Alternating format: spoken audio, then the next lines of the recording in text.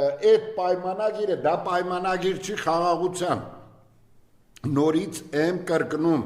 պարտված չոքած 7 միլիարդի զենքը անվնաս վերցրած պետության հետ պայմանագիր ոչ մեկ չի կապի, դա կլինի սովորական ստրկացուցիչ, ստրկացնող ինչ-որ թղթերի ստորագրելու ձև, ոչ կլի դու իրանը 7 միլիարդի զենք նվեր տաս առաջ պայթեցնելու, առաջ պայթեցնելու, մի հատ լուծքի է, այդ 7 միլիարդի զենքը մի լուծքի է,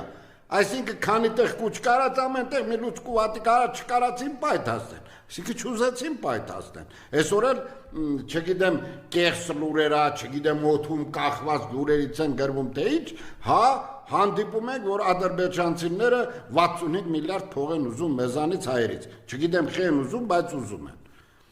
գրվածը համենայն դեպս բոլորիդ էլ հանդիպել է սոցցանցերում գրված